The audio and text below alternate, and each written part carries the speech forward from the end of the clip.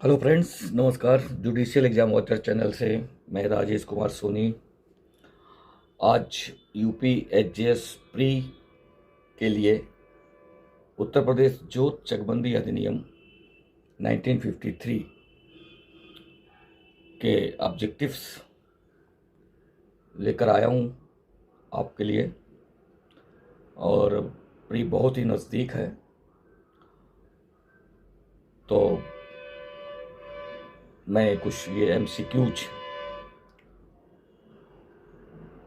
कोशिश किया हूँ कि आप तक पहुँचे और आप इनका लाभ उठाएं।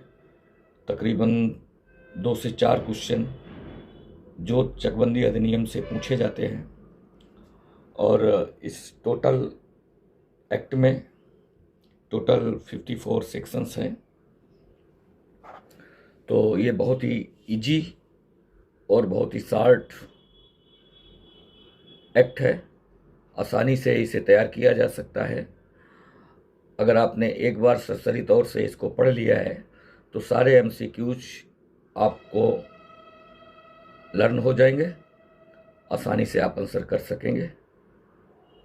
तो चलिए शुरू करते हैं। मैं आपको 100 एमसीक्यूज दूंगा और इस वीडियो में मैं आपको केवल 50 दूंगा और नेक्स्ट 50 सेकेंड पार्ट में दूंगा। तो देखते रहिए और मेरे चैनल को सब्सक्राइब कर लीजिए ताकि जब भी मैं ये पार्ट्स वगैरह डालूं तो आप तक नोटिफिकेशन पहुंच जाए। चलिए, तो पहला क्वेश्चन है, उत्तर प्रदेश जोत चकबंदी अधिनियम में कुल कितनी धाराएं हैं? तो सिंपल सी बात है कि इसमें 54 सेक्शंस हैं। उत्तर प्रदेश जोत चकबंदी अधिनियम में कुल कितने अध्याय हैं? तो इसमें 5 अध्याय हैं। उत्तर प्रदेश जोत चकबंदी अधिनियम का संख्यांक क्या है? तो इसका संख्यांक है 5 सन 1954, इसका संख्यांक है। इसके बाद चकबंदी अधिनियम 1953 का गजट में प्रकाशन हुआ। तो कब प्रकाशन हुआ? तो 8 मार्च 1954 को इसका प्रकाशन हुआ गजट में। क्वेश्चन नंबर 5, चकबंदी की परिभाषा दी गई है। तो चकबंदी की परिभाषा दी गई है धारा 3 सब क्लास 2 में। ये चकबंदी की परिभाषा दी गई है। धारा 3 सब क्लास 2 में चकबंदी की परिभाषा दी गई है। चकबंदी की सही परिभाषा है, ये पूछ रहा है। चकबंदी की सही परिभाषा है, पहला, एक कटक यानी कि यूनिट के जोतों की विभिन्न खातेदारों के बीच इस प्रकार पुनर्व्यवस्था करने से है जिससे कि उनके अपने अपने खाते अधिक संहत हो जाएं। दूसरा, चकों का वियोजन। तीसरा, चकों का बंदीकरण। और चौथा है चकों का विखंडन। तो ये चारों में से चकबंदी की सही परिभाषा कौन दर्शाता है? तो चकबंदी की सही परिभाषा दर्शाता है ए। चकबंदी की सही परिभाषा यही है और परिभाषा में भी सेम यही चीज लिखी हुई है। क्वेश्चन नंबर 7, होल्डिंग में जोत यानी कि होल्डिंग में चकबंदी के प्रयोजनों के लिए क्या सम्मिलित नहीं है? क्या सम्मिलित नहीं है हमें यह बताना है। तो बाढ़ या कटाव वाली भूमि, उत्तर प्रदेश जमींदारी उन्मूलन की धारा 132 के अंतर्गत आने वाली भूमि, पान गुलाब बेला चमेली की भूमि यानी कि इनकी जो कृषि की जाती है इनसे संबंधित भूमि, या उपरोक्त सभी। तो होल्डिंग में इनमें से कोई भी सम्मिलित नहीं है, ये याद रखना है। इसको क्वेश्चन को तोड़ के कैसे भी वो पूछ सकता है। इसमें तो चारों सम्मिलित हैं। अब अगर ये वो तीनों सम्मिलित हैं, अगर 3 आपको याद है तो अगर वो 3 जो सम्मिलित हैं वो दे दे और एक ये दे दे और नेगेटिव पूछे तब भी आपको ये पता कर लेना है। तो ये 3 पता होना चाहिए। क्वेश्चन ये 2, 3, 4 तरह से भी पूछा जा सकता है। क्वेश्चन नंबर 8 है, क्या समकोण अधिकारी रेक्टेंगुलेशन चकबंदी अधिकारी है? तो क्या समकोण अधिकारी चकबंदी अधिकारी है? तो आंसर होगा हाँ, समकोण अधिकारी चकबंदी अधिकारी माना गया है इस एक्ट के अंदर। क्वेश्चन नंबर 9, जिला उप संचालक चकबंदी का तात्पर्य है किसी कलेक्टर से, तत्समय जिले का कलेक्टर, चकबंदी अधिकारी, या फिर कुछ नहीं कहा जा सकता। तो इसमें तत्समय जिले का जो कलेक्टर होता है वो जिला उप संचालक चकबंदी कहलाता है।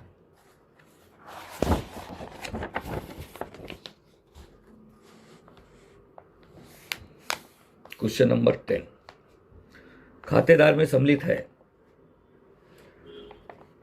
अनंतरणीय भूमिधर, अनंतरणीय भूमिधर,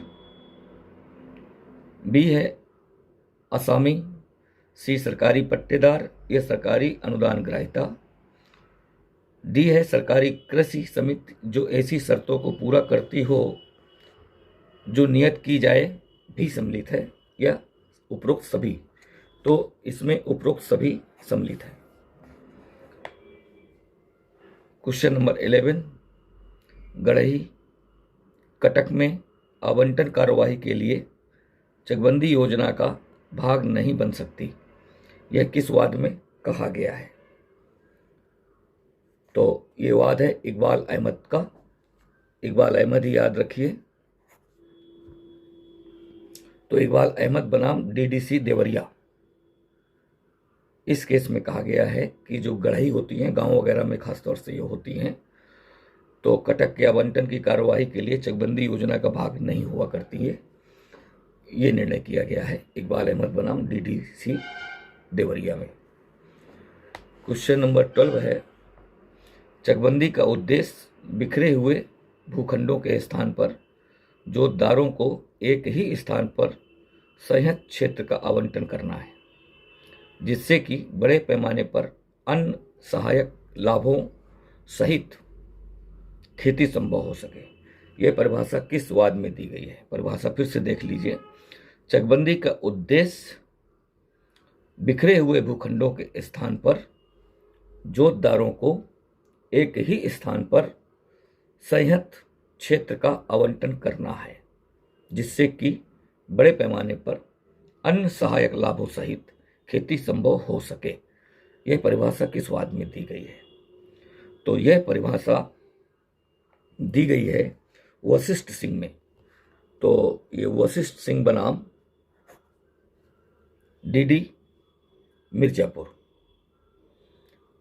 और ये जो परिभाषा इसी एक्ट के धारा 3 के सब क्लास 2 में दी गई है, उसी को और सरल भाषा में इस केस में दी गई है। बस फर्क इतना है, कुछ शब्दों का फर्क है, परिभाषा वही है। क्वेश्चन नंबर 13 है, नक्शों और अभिलेखों का पुनरीक्षण तथा संशोधन संबंधी उपबंध दिया गया है। तो ये नक्शों और अभिलेखों का पुनरीक्षण या संशोधन अध्याय 2 धारा 4 से 12 घातक में दिया गया है। तो अध्याय 2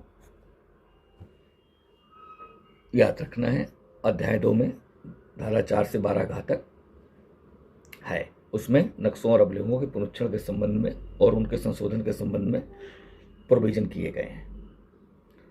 क्वेश्चन नंबर 14, चकबंदी के संबंध में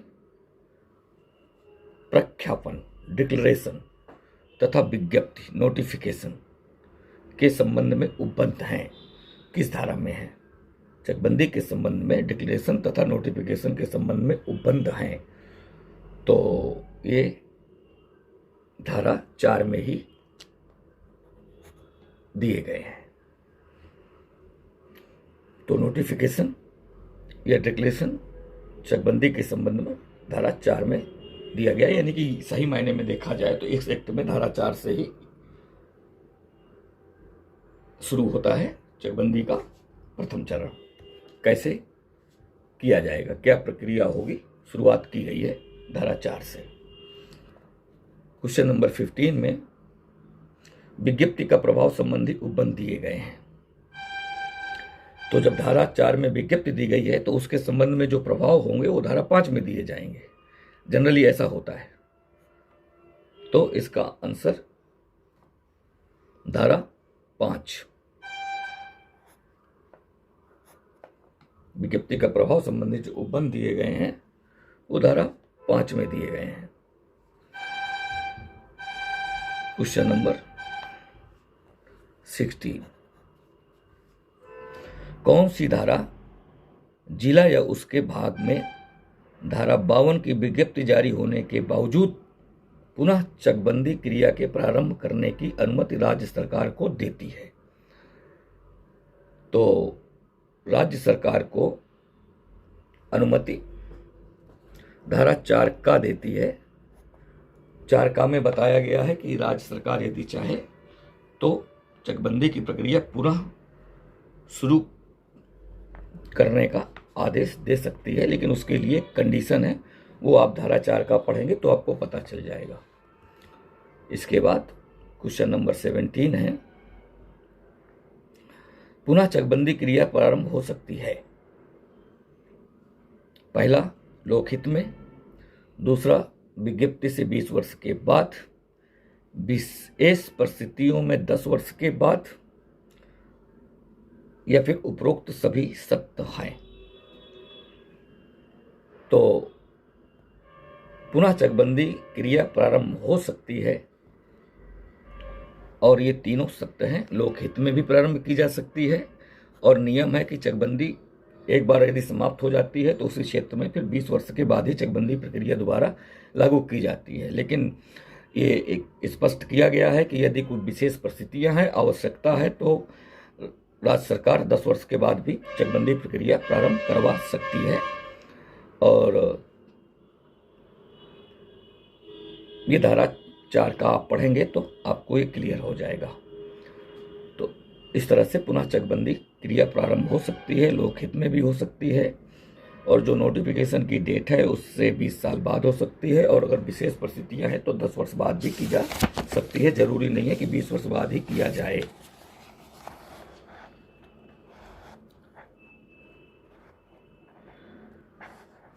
क्वेश्चन नंबर 18, धारा 4 का सब क्लास 2। धारा 4 सब क्लास 2 के अधीन विज्ञप्ति के प्रभाव के संबंध में धारा 5 सब क्लास 2 उपबंधित करती है कि स्वत्व के प्रख्यापन के संबंध में लंबित कार्यवाहियां न्यायालय के आदेश उपशमित हो जाएगी, परंतु धारा 5 का ही स्पष्टीकरण कुछ कार्यवाहियों को इसमें सम्मिलित करता है।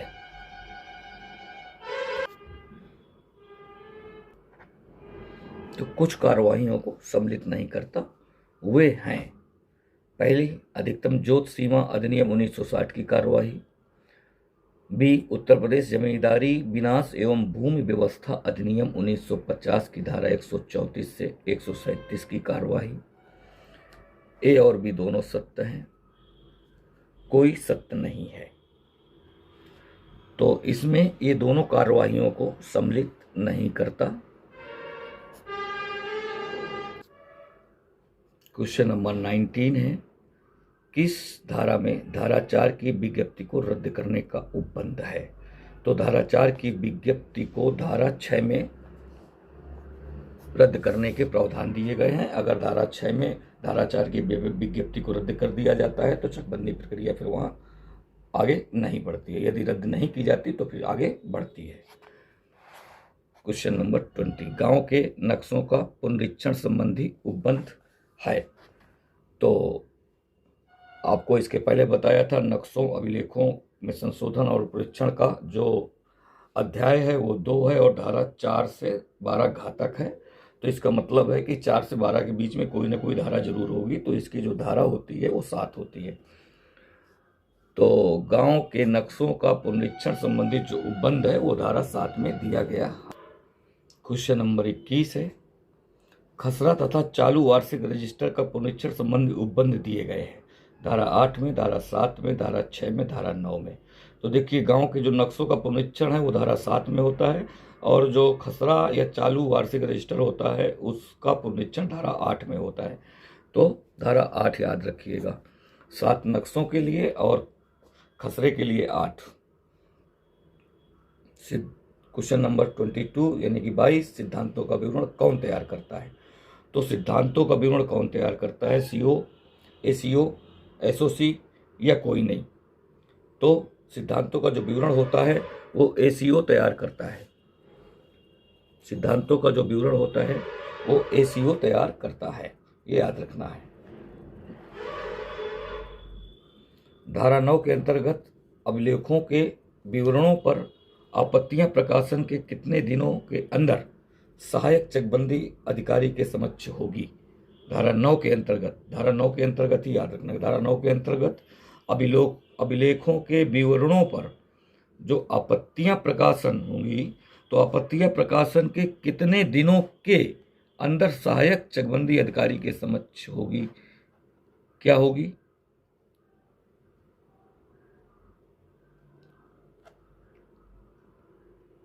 इसमें दिन याद रखना है, 21 डेज, यानी कि 21 दिन के अंदर सहायक चकबंदी अधिकारी के समक्ष आपत्तियां प्रकाशन होने के बाद उनके समक्ष। तो इस क्वेश्चन नंबर 23 को थोड़ा सही कर लेते हैं जिससे क्लियर हो जाएगा। इसमें यह पूछा गया है कि धारा 9 के अंतर्गत अभिलेखों के विवरणों पर आपत्तियां प्रकाशन के कितने दिनों के अंदर, और यहां यह ना होकर के बंदोबस्त अधिकारी के समक्ष अपील होगी। तो यह अपील पूछ रहा है कितने दिनों के अंदर अपील बंदोबस्त अधिकारी चकबंदी के समक्ष होगी। तो 21 दिन के अंदर सहायक चकबंदी अधिकारी या चकबंदी अधिकारी के आदेशों से क्षुब्ध व्यक्ति बंदोबस्त अधिकारी चकबंदी के समक्ष अपील प्रस्तुत कर सकता है। तो ये धारा 9 में बताया गया है। तो अब क्लियर हो गया कि धारा 9 के अंतर्गत अभिलेखों के विवरणों पर आपत्तियां प्रकाशन के कितने दिनों के अंदर अपील बंदोबस्त अधिकारी चकबंदी के समक्ष होगी। तो 21 दिन के अंदर होगी। 21 दिन के अंदर उसे अपील डालनी होगी अगर वो चकबंदी अधिकारी या सहायक चकबंदी अधिकारी के आदेशों से क्षुब्ध है, तो पीड़ित है। तो क्वेश्चन नंबर 24, भूमि पर दावों तथा संयुक्त जोतों के विभाजन से संबंधित मामलों का निस्तारण किस धारा के अंतर्गत किया जा सकता है? तो भूमि पर दावों तथा संयुक्त जोतों के विभाजन से संबंधित मामलों का निस्तारण धारा 9 के अंदर किया जा सकता है। भूमि पर दावों तथा संयुक्त जोतों के मामले में समझौता द्वारा निपटारा कौन कर सकेगा? तो ये आपको याद रखना इंपॉर्टेंट क्वेश्चन है। भूमि पर दावों तथा संयुक्त जोतों के मामले में जो समझौता द्वारा निपटारा करेगा वो एसीओ होगा।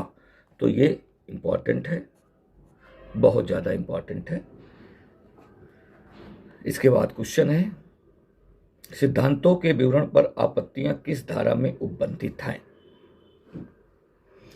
तो सिद्धांतों के विवरण पर आपत्तियां धारा 9 में उपबंधित हैं। तो ये जो क्वेश्चन है 23 वाला वो 9 में ही दिया गया। धारा 9 काफी बड़ी धारा है। तो ये जो अपील 21 दिन के अंदर की बात कही गई है वो आप जब धारा 9 देखेंगे तो आपको वहां मिल जाएगा। आप बेयर उठा करके क्लियर कर सकते हैं। तो सिद्धांतों के विवरण पर जो आपत्तियां हैं वो धारा 9 में उपबंधित की गई हैं और सिद्धांतों का विवरण एसीओ तैयार करता है। ये भी आपको ध्यान रखना है।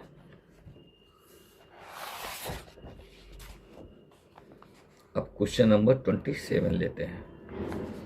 सिद्धांतों के विवरण पर आपत्तियों का निपटारा कौन कर सकता है? तो सिद्धांतों के विवरण पर आपत्तियों का निपटारा सीओ करेगा और इनको तैयार कौन करेगा? एसीओ तैयार करेगा।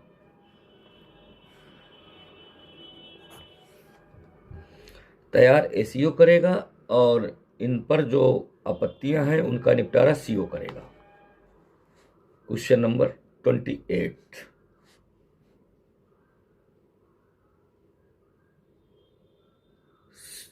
सिद्धों के विवरण पर सीओ द्वारा, सिद्धों का मतलब सिद्धांतों, यहां पर ये थोड़ा सा मिसप्रिंट है। सिद्धांतों के विवरण पर सीओ द्वारा दिए गए निर्णय के विरुद्ध अपील कितने दिनों के अंदर एएसओसी को होगी। यानी कि सिद्धांतों के विवरण पर सीओ द्वारा दिए गए निर्णय के विरुद्ध अपील कितने दिनों के अंदर एसओसी को होगी। तो एसओसी की बात हो रही है, इसमें भी वही डेज है 21।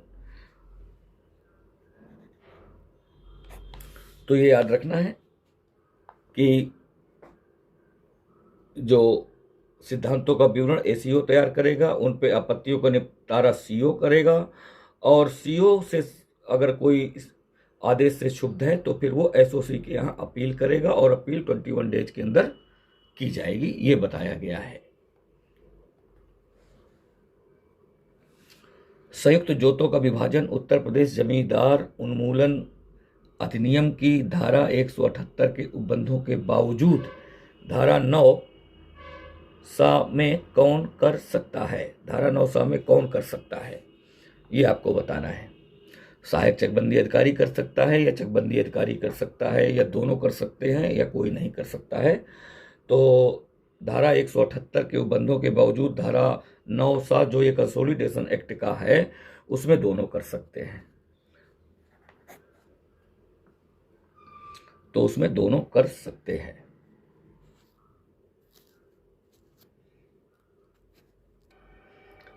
अब इस क्वेश्चन को थोड़ा सा करेक्ट कर लीजिए, और इसमें 9 सा की जगह 9 खा कर लीजिए।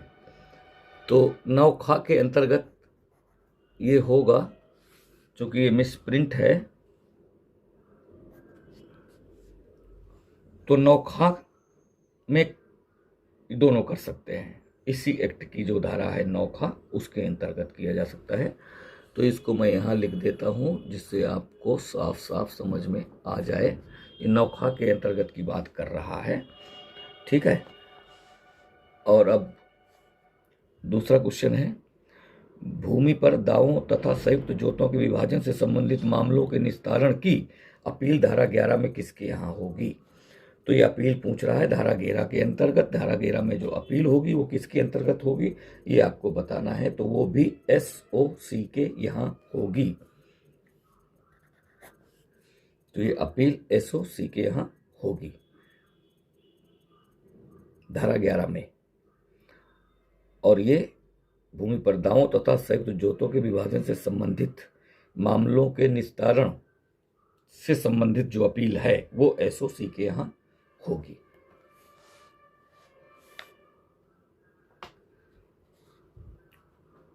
अब क्वेश्चन नंबर 31 है, वो कह रहा है क्या यह संभव है कि धारा 9 का के अधीन किसी आपत्ति या धारा 11 के अधीन अपील अथवा धारा 48 के अधीन पुनरीक्षण कार्यवाहियों की सुनवाई के दौरान चकबंदी अधिकारी अथवा चकबंदी निदेशक जैसी भी दशा हो, यह निर्देश दे सकता है कि कोई भूमि जो राज्य सरकार या गांव सभा अथवा स्थानीय प्राधिकारी में निहित हो, भले ही इनके द्वारा कोई आपत्ति, अपील या पुनरीक्षण न दाखिल किया गया हो, तो धारा 11 में ये संभव है। आपको बताना है, हाँ धारा 11 गा के अंतर्गत ऐसा कर सकता है, यह संभव है। क्वेश्चन नंबर 32, जोतों का संयोजन किस धारा में है। तो जोतों का संयोजन धारा 12 घ में है, और यहीं तक आपका अध्याय 2 भी है। तो जोतों का संयोजन धारा 12 घ याद रखना है। अध्याय 2 यहां तक आपका हो जाता है। अब नेक्स्ट चलिए, अब क्वेश्चन नंबर 33 लेते हैं, यानी कि 33। चकबंदी अधिनियम की कौन सी धारा निरस्त है, ये बताना है आपको। चकबंदी अधिनियम की कौन सी धारा निरस्त है। तो धारा 13 से 18 जो है वो निरस्त है। इंपॉर्टेंट क्वेश्चन है। क्वेश्चन नंबर 34, चकबंदी योजना द्वारा शर्तों का पूरा किया जाना किस धारा में है? तो चकबंदी योजना द्वारा शर्तों का पूरा किया जाना धारा 19 में है, 19। तो ये भी अच्छा क्वेश्चन है याद रखने के लिए। सहायक चकबंदी अधिकारी द्वारा किसके परामर्श से प्रारंभिक चकबंदी योजना तैयार की जाएगी? तो सिंपल सी बात है, अगर आप चारों ऑप्शन देखें, चकबंदी समिति, सीओ, एसीओ, कलेक्टर, तो जिसके परामर्श से प्रारंभिक चकबंदी योजना तैयार की जाएगी वो है चकबंदी समिति। ये पहली शर्त है। तो चकबंदी समिति से परामर्श करने के बाद चकबंदी योजना तैयार की जाती है प्रारंभिक तौर से, उसके बाद आगे की प्रोसीडिंग होती है।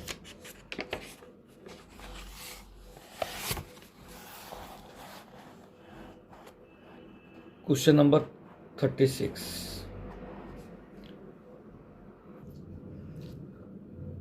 प्रारंभिक चकबंदी योजना की नोटिस की प्राप्ति या प्रकाशन के कितने दिनों के अंदर कोई व्यक्ति एसीओ या सीओ को आपत्ति कर सकता है?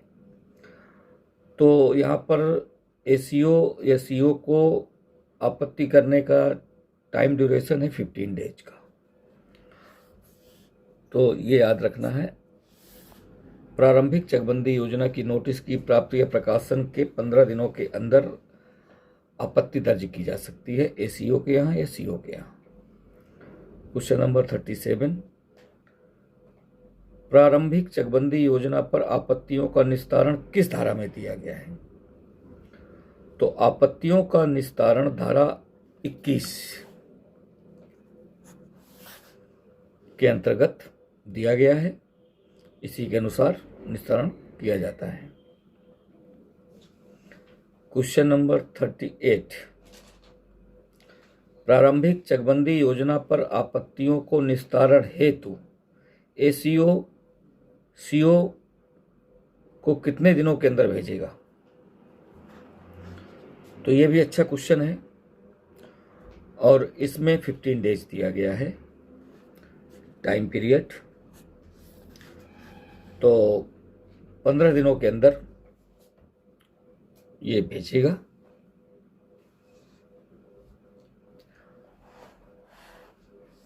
क्वेश्चन नंबर 39, प्रारंभिक चकबंदी योजना पर सीओ के निर्णय के विरुद्ध अपील एसओसी को कितने दिनों के अंदर की जाएगी? तो इसका भी आंसर सेम है, 15 डेज। तो ये दोनों क्वेश्चन को अगर आप मैच करेंगे तो कंफ्यूज नहीं होंगे। इसमें है प्रारंभिक चकबंदी योजना पर आपत्तियों को निस्तारण हेतु एसीओ सीओ को कितने दिन के अंदर भेजेगा? तो 15 डेज है। और यही उसके ऊपर यदि जाएगा, सीओ ने जो निर्णय दिया उसके विरुद्ध भी अपील का प्रावधान है और वो भी टाइम ड्यूरेशन 15 डेज का है। तो ये थोड़ा सा डिफरेंस है, वहाँ पर सीओ के लिए है और यहाँ एसओसी के लिए है, लेकिन टाइम ड्यूरेशन दोनों में सेम है। वहाँ एसीओ सीओ को भेजेगा और यहाँ सीओ के विरुद्ध अगर आपको अपील में जाना है सीओ के निर्णय के विरुद्ध तो एसओसी के यहाँ जाएंगे, 15 डेज रहेगा। दोनों में कन्फ्यूजन हो सकता था, इसलिए हमने थोड़ा सा यहाँ पर समय ले लिया आपका। क्वेश्चन नंबर 40 देखिए, प्रारंभिक चकबंदी योजना की पुष्टि तथा प्रदेशन आज्ञाओं का जारी किया जाना किस धारा में है? तो प्रारंभिक चकबंदी योजना की पुष्टि तथा प्रदेशन आज्ञाओं का जारी किया जाना धारा 23 सेक्शन 23 में दिया गया है। अब क्वेश्चन नंबर 41, प्रारंभिक चकबंदी योजना की पुष्टि कौन करता है? बहुत इंपॉर्टेंट क्वेश्चन है ये, इसको ध्यान में रखना है। प्रारंभिक चकबंदी योजना की पुष्टि बंदोबस्त अधिकारी चकबंदी करते हैं, इसलिए इसको याद रखना है। इम्पॉर्टेंट क्वेश्चन है और मैं तो कहता हूँ वेरी इंपॉर्टेंट। और ये भी क्वेश्चन कम इंपॉर्टेंट नहीं है, तो ध्यान दीजिएगा इनमें। चकबंदी योजनाओं का लागू किया जाना किस धारा में है? तो चकबंदी योजनाओं का लागू किया जाना, जो भी ये योजना तैयार की गई है, अब इसको अगर हम लागू कराते हैं तो अध्याय 4 के अंतर्गत है और अध्याय 4 में धारा 24 से 33 तक दिया गया है। तो चकबंदी योजनाओं का लागू किया जाना अध्याय 4 धारा 24 से 33 में दिया गया है। क्वेश्चन नंबर 43, योजनाओं का प्रचलन, कब्जा और पेड़ों आदि के लिए प्रतिकर का दायित्व किस धारा में दिया गया है? तो अध्याय 4 शुरू होता है और इसका जो सेक्शन है 24, इसमें बताया गया है कि यदि इस योजना के प्रचलन में जो कटक हैं, उनमें जो पेड़ वगैरह लगे हैं या कुछ और भी है, उसके प्रतिकर के दायित्व की व्यवस्था की गई है, वो किस पर होगी, ये आप सेक्शन 24 पढ़ लें। क्वेश्चन नंबर 44, अंतिम चकबंदी योजना के लागू होने के दिनांक का निश्चय कौन करेगा? इंपॉर्टेंट, बहुत इंपॉर्टेंट। अंतिम चकबंदी योजना के लागू होने के दिनांक का निश्चय कौन करेगा? तो जिनकी सरपरस्ती पर ये चकबंदी की जाती है वही करते हैं। तो ये चकबंदी अधिकारी यानी कि बंदोबस्त अधिकारी चकबंदी जो होते हैं, यही उस दिनांक का निश्चय करेंगे। और जो प्रारंभिक चकबंदी योजना की पुष्टि है वो भी बंदोबस्त अधिकारी चकबंदी करते हैं। तो अच्छा क्वेश्चन है।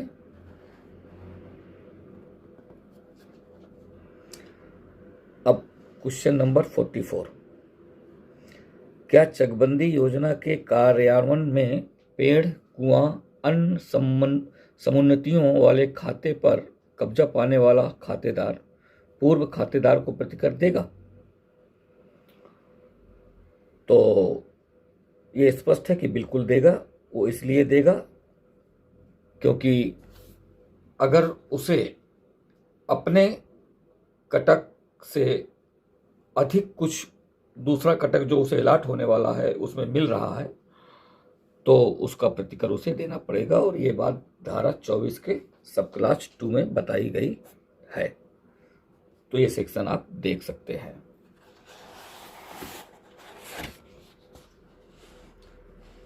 अब क्वेश्चन नंबर 46 लेते हैं और इसमें पूछा गया है कि नए माल अभिलेख, न्यू रेवेन्यू रिकॉर्ड्स संबंधित उपबंध दिए गए हैं। तो न्यू रेवेन्यू रिकॉर्ड से संबंधित जो उपबंध दिया गया है वो सेक्शन 27 में दिया गया है। तो ये भी याद रखने की बात है।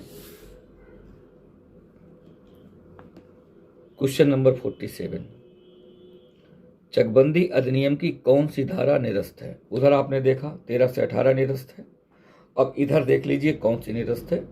तो यहाँ पर सेक्शन 25 और से सेक्शन 26 का तक ये निरस्त की गई हैं। तो उधर 13 से 18 और इधर 25 से 26 का तक ये निरस्त है। तो अच्छा क्वेश्चन है, ध्यान में रखा जा सकता है। क्वेश्चन नंबर 48, क्या धारा 52 के प्रकाशन के बाद कलेक्टर द्वारा रखे गए नए नक्शा, खसरा तथा अधिकार अभिलेख को उत्तर प्रदेश भू राजस्व अधिनियम 1901 की धारा 28 और 33 के उपबंध लागू होंगे? तो आइए, अच्छा क्वेश्चन है। और आपको बताना है नहीं या हाँ केवल कुछ अपवादों में। सी हाँ, धारा 27 सब क्लास 3 उपरोक्त में से कोई नहीं। तो अच्छा क्वेश्चन है, इसका आंसर होगा हाँ। और ये बात बताई गई है सेक्शन 27 के सब क्लास 3 में, तो इसे भी मैं इम्पोर्टेंट क्वेश्चन मानता हूँ। चकबंदी योजनाओं के अंतर्गत कब्जा कौन दिलाता है? तो अगर आपने एक्ट पढ़ा होगा तो आपको पता होगा, इसमें चकबंदी योजनाओं के अंतर्गत जो कब्जा दिलाता है वो ACO महोदय होते हैं, यही कब्जा दिलाते हैं। तो ये याद रखने वाला है और ये भी क्वेश्चन अच्छा क्वेश्चन है। इसके बाद इस वीडियो का जो अंतिम यानी कि लास्ट क्वेश्चन है वो है ACO चकबंदी योजना के प्रचलित होने के दिनांक से कितने दिनों के अंदर कब्जा दिलाएंगे? तो कितने दिनों के अंदर कब्जा दिलाएंगे? 4 माह, 6 माह, 7 माह, 8 माह। तो अच्छा क्वेश्चन है ये, इम्पोर्टेंट क्वेश्चन मैं मानता हूँ, इसको पूछा जा सकता है, क्योंकि जो एक्ट अच्छे से पढ़ेंगे वही ये सब बता पाएंगे। और जो प्री का एग्ज़ाम होता है वो थ्योरी बेस्ड होता है, इसलिए इसका आंसर होगा 6 माह, यानी कि 6 मंथ। इसके अंदर वो कब्जा दिलाएंगे। कब्जा कौन दिलाएंगे? ACO महोदय दिलाएंगे। तो 49, 50 ये क्वेश्चन आपस में इंटरलिंक्ड है, ऐसे भी पूछ सकता है, ऐसे भी पूछ सकता है। तो मित्रों ये पार्ट 1 रहेगा, इसमें 50 क्वेश्चन है। नेक्स्ट 50 क्वेश्चन मैं पार्ट 2 में दूंगा। और अगर आप मेरे चैनल पे नए हैं तो सब्सक्राइब कर सकते हैं, लाइक कमेंट करते रहिए। नेक्स्ट पार्ट मैं तुरंत दे दूंगा। आप देख रहे हैं जुडिशियल एग्जाम वॉचर चैनल, और इसी चैनल के माध्यम से मैं आपको ये मटेरियल UPSC GS प्री के संबंध में उपलब्ध करा रहा हूं, और ये कंटिन्यू आपको मिलता रहेगा। धन्यवाद।